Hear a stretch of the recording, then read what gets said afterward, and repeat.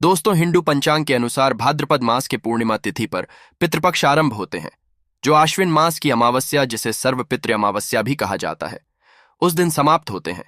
इस बार पितृपाक्ष 1 अक्टूबर को आरंभ होकर 14 अक्टूबर को समाप्त होंगे। मान्यता है कि देवता यमराज श्राद्ध पक्ष में पितरों को मुक्त कर देते हैं, ताकि वे स्वजनों के यहां जाकर तर्पण ग्रहण कर सकें। पितृ भाद्रपद पूर्णिमा पर पितृलोक से धरती पर आ जाते हैं और 16 दिनों तक श्राद्ध, दर्पण, पिंडदान ग्रहण करके सर्वपितृ अमावस्या की रात्रि को पितृलोक चले जाते हैं। इसलिए ये 16 दिन पूर्ण रूप से पितरों को समर्पित होते हैं। इन 16 दिनों में पितरों की आत्मा की शांति के लिए पिंडदान, श्राद्ध कर्म किया जाता है। पितरों के लिए श्रद्धा से कुछ समर्पित करना ही श्राद्ध कहलाता है। ये 16 दिन पितरों को प्रसन्न कर पितरों की कृपा हासिल करने के लिए बहुत ही खास माने जाते हैं। दोस्तों, जैसा कि आप सभी जानते हैं कि पितृपक्ष के दौरान कोई भी शुभ और मांगलिक कार्य नहीं किए जाते। शास्त्रों में पितृपक्ष के कई नियम बताए गए हैं। अगर उन नियमों का पालन ना किया जाए तो इससे पितृदोष लगता है, पितृदेव हो जाते हैं। पितृपक्ष के दौरान शुभ और मांगलिक कार्य करने के साथ ही कुछ ऐसी चीजें भी होती हैं जिनका सेवन पितृपक्ष के दौरान भूलकर भी नहीं करना चाहिए। पितृपक्ष पितरों को समर्पित होते हैं, इसलिए इस दौरान भोजन का विशेष महत्व होता है। इस दौरान पितरों के लिए भोजन निकाला जाता है, ब्राह्मण भोज कराया जाता है और पंचबलि भी दी जाती है।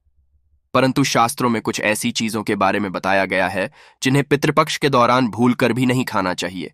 कुछ चीजें हैं जिनका ना तो पितृपक्ष के दौरान सेवन किया जाता है और ना ही पितरों को या ब्राह्मणों को इन चीजों का भोग लगाया जाता है। तो आइए दोस्तों, जानते हैं कौन सी ऐसी चीजें हैं जिनका पितृपक्ष के दौरान भूलकर भी सेवन नहीं करना चाहिए। कौन सी ऐसी चीजें हैं जिनको पितृपक्ष के दौरान पितरों के या ब्राह्मणों के भोजन में भूलकर भी शामिल नहीं करना चाहिए, वरना दोष लगता है।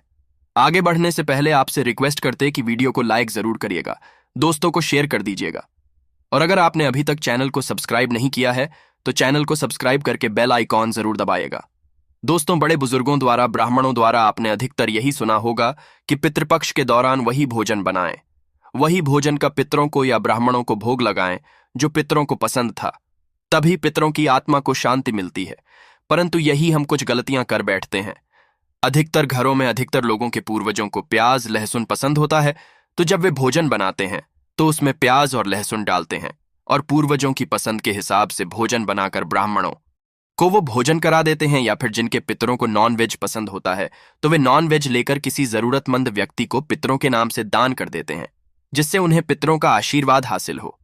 अगर आप भी ऐसा करते हैं तो भूलकर भी ऐसी गलती आगे से ना करें। शास्त्रों के पितृपक्ष के दौरान प्याज, लहसुन, मीट और अंडे का सेवन भूलकर भी नहीं करना चाहिए, और पितरों के भोजन में भी इन चीजों का इस्तेमाल भूलकर भी नहीं करना चाहिए। शास्त्रों के अनुसार भगवान विष्णु और मां लक्ष्मी जी को पितृदेव कहा गया है। पितरों का भोजन, श्राद्ध, तर्पण, पिंडदान सबसे पहले भगवान विष्णु और मां लक्ष्मी जी ही स्वीकार करते हैं। उसके पश्चात यह पितरों को मिलता है, और भगवान विष्णु और मां लक्ष्मी जी के पूजन में प्याज, लहसुन, मीट और अंडे का इस्तेमाल करना वर्जित बताया गया है।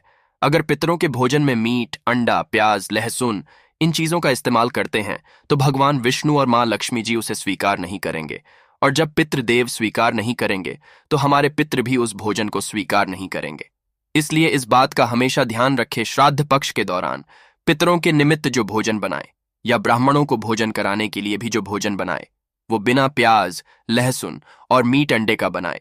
ना ही पितरों नाम का ऐसा भोजन आप किसी जरूरतमंद व्यक्ति को दान दें।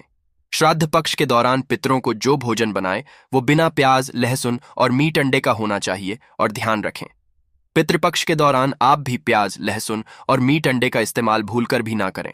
शराब का सेवन भी ना करें। पितृपक्ष के दौरान बासी भोजन ना करें। पितृपक्ष के दौरान ना तो बासी भोजन करना चाहिए और ना ही किसी को कराना चाहिए। कोई जरूरत व्यक्ति आपके द्वार पर आए, उसे भी आप बासी भोजन ना दें। शास्त्रों में बताया गया है कि पितृपक्ष के दौरान पितृ किसी भी रूप में द्वार पर आ जाते हैं, और अगर ऐसे में आप पितरों को बासी भोजन दे देंगे तो इससे आपको पितृदोष लगेगा। इसलिए इस बात का विशेष ध्यान रखें, ना तो बासी भोजन आप स्वयं करें और ना ही किसी को दें। पितृपक्ष के दौरान चने का सेवन भी वर्जित होता है, यहां तक कि चने के सत्तू भी खाए जाते। चने के बेसन का इस्तेमाल कर सकते हैं, बेसन से सब्जी बना सकते हैं, परंतु काले चने और भुने चने का सेवन पितृपक्ष के दौरान ना करें। पितृपक्ष के दौरान चने के सत्तू के अलावा और भी किसी भी तरह के सत्तू का सेवन नहीं करना चाहिए। दोस्तों, पितृपक्ष में पितरों का भोजन बनाते समय भोजन में चावल, दाल या रोटी ना बनाएं। पितरों के लिए सदैव पक्का भोजन जैसे कि पूरी, कचौरी, पराठे बनाए जाते हैं। पितरों के भोजन में कच्ची चीजें, चावल, दाल और रोटी नहीं बनाई जाती। आप स्वयं भोजन में चावल, दाल, रोटी का सेवन कर सकते हैं, परंतु पितरों का जो भोजन बनाए, ब्राह्मणों को जो भोजन कराएं, उसमें चावल, दाल और रोटी ना बनाएं। पितरों का जो भोजन बनाया जाएगा उसमें आप मूंग और उड़द की दाल की कचौड़ी या बड़े वगैरह बना सकते हैं, परंतु दाल ना बनाएं। दाल में पितृपक्ष के दौरान आप मसूर की दाल का सेवन ना करें। शास्त्रों में वर्जित बताया गया है। मसूर की दाल के अलावा पितृपक्ष के दौरान काले नमक, काले जीरे का सेवन भी नहीं करना चाहिए और ना ही ब्राह्मण भोजन में इन चीजों को शामिल करना चाहिए। पितृपक्ष में मूली, लौकी, खीरा और सरसों का साग ना तो खाया जाता है और ना ही खिलाया जाता है। श्राद्ध पक्ष में इन चीजों को खाना और खिलाना दोनों ही वर्जित होता है। श्राद्ध पक्ष के दौरान पितरों के भोजन में नींबू नहीं डाला जाता।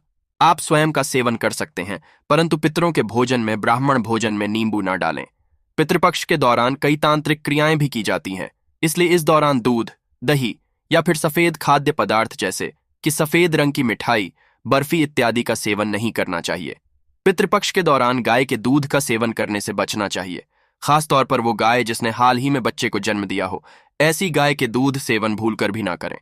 पितृपक्ष के दौरान खीर जरूर ही बनाई जाती है और खीर का पितरों को, ब्राह्मणों को भोग लगाया जाता है।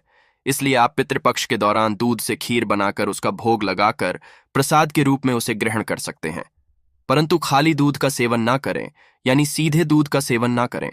पितृपक्ष के दौरान कढ़ी बनाना और खाना भी वर्जित होता है, इस बात का विशेष ध्यान रखें। पितृपक्ष कुलथी की दाल का भी सेवन ना करें। दोस्तों ध्यान रखें, पितृपक्ष के दौरान आप पितरों के लिए जो भी भोजन बनाए उस भोजन में आप तिल जरूर ही डालें। पितृपक्ष में जो पितरों का भोजन बनाए, ब्राह्मणों को जो भोजन कराएं या पंच बलि लगाएं या किसी जरूरतमंद व्यक्ति को पितरों के नाम से भोजन दें, उस भोजन में थोड़े से काले तिल जरूर ही डालें। शास्त्रों के अनुसार जिस भोजन में काले तिल होते हैं वो भोजन पितृ ग्रह करते हैं, परंतु जिस भोजन में काले तिल नहीं होते हैं उसे भूत पिशाच ग्रहण करते हैं। इसलिए इस बात का विशेष ध्यान रखें। पितरों के भोजन में काले तिल डालकर ही आप पितरों को भोग लगाएं। काले तिल भूत पिशाचों से श्राद्ध के भोजन की रक्षा करते हैं, इसलिए इस बात का विशेष ध्यान रखें। दोस्तों, पितृपक्ष के दौरान कभी किसी दूसरी व्यक्ति का अन्न भी ग्रहण नहीं करना चाहिए, यानी कि किसी दूसरे व्यक्ति का भोजन भी ना करें। किसी दूसरे पति के घर जाकर ना तो भोजन करें और ना ही किसी दूसरे व्यक्ति के रुपयों का आप भोजन करें। पितृपक्ष पितरों को समर्पित होते हैं। ये पितरों की कृपा, आशीर्वाद हासिल करने के लिए बहुत ही खास दिन माने जाते हैं। इन दिनों में आप थोड़े से कोशिश से ही अपने पितरों की कृपा हासिल कर सकते हैं। वहीं अगर आप एक छोटी सी भी गलती पितृपक्ष के दौरान कर देंगे तो इससे आपके पितृ आपसे नाराज हो जाएंगे। इसलिए पितृपक्ष के दौरान इन सभी बातों का विशेष ध्यान रखें। भूलकर भी इन चीजों का सेवन पितृपाक्षा के दौरान ना करें और ब्राह्मणों को भोज कराते समय भी इन बातों का विशेष ध्यान रखें, जिससे आपको आपके पितरों की कृपा हासिल हो। उम्मीद है आपको हमारी ये वीडियो पसंद आई होगी। आज के लिए बस इतना ही दोस्तों। अगर आपको ये वीडियो पसंद आया है तो वीडियो को लाइक करिएगा, दोस्तों को शेयर जरूर करिएगा और चैनल को सब्सक्राइब करके बेल आइकॉन जरूर दबाएगा, ताकि आने वाला नॉलेजेबल वीडियो आपको सबसे पहले मिले। दोस्तों मिलते हैं वीडियो में, तब तक के लिए